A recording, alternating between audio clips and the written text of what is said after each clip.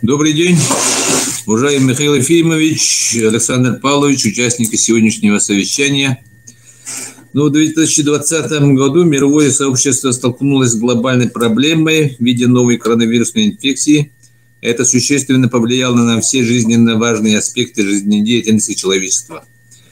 На муниципальном уровне негативные последствия пандемии сказались на одних из основополагающих показателях качества жизни, уровень доходов и состояние рынка труда. Из принятых ограничительных мер в начале пандемии наблюдалось снижение доходов малого и среднего предпринимательства и, как следствие, снижение заработной платы.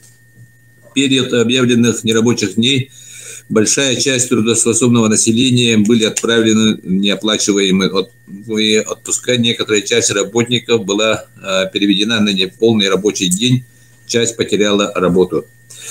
Для поддержки предпринимателей, которые подверглись влиянию ограничительных мер, совместно с бизнес-инкубатором было принято решение о переводе работы на электронный формат путем внедрения торговли через социальные сети с доставкой товаров на дом. Учитывая ситуацию на местах, оперативным штабом было принято решение о возобновлении работы рынков и торговых центров, когда, как в республике, действовали ограничительные мероприятия. В конце 2020 года, оценивая последствия пандемии, нами было принято решение об объявлении 2021 года годом семейной экономики в Амгинском районе. Как основу мы переняли опыт соседнего Чурапчинского района, где в 2020 году была принята муниципальная программа развития семейной экономики. В начале года были поставлены цели и задачи и утвержден план мероприятий по проведению года семейной экономики. Главной целью была поддержка семей, развитие семейной экономики, обеспечение потребностей семей продовольствием собственной заготовки, самозанятость и дополнительный доход.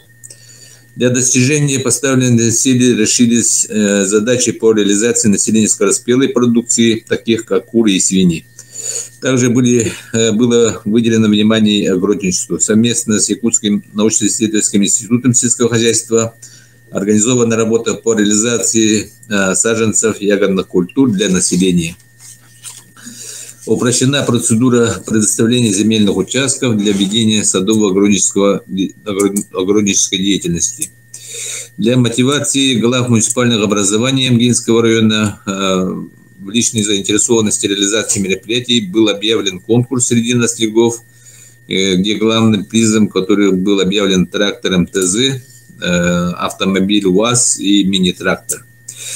И как итоговое мероприятие, показывающее достижение поставленных целей и задач, в ноябре была проведена ярмарка ИДГ-2021, где приняли участие 58 сельскохозяйственных товаропроизводителей со всех наследников района. Из них 7 организованных хозяйств, 29 КФК и ИП, 22 подсобных хозяйства. Было реализовано более 50 наименований сельскохозяйственной продукции, около 55 тонн мяса, рыбы и готовой продукции на сумму более 19 миллионов рублей. Для сравнения с допандемийным периодом 2019 года было реализовано 55 тонн мяса, рыбы и готовой продукции на сумму 15 миллионов рублей. А в 2021 году было реализовано 42 тонны мяса, рыбы и готовой продукции на сумму 17 миллионов рублей. То есть полученные данные говорят о том, что несмотря на пандемию и рост цен на основные продукты, мы смогли вернуться к допандемийным показателям. Также хочется отметить тот факт, что мы не только сохранили, но и увеличили показатели по поголовью сельскохозяйственных животных и по надою молока. У меня коротко все, Александр Павлович.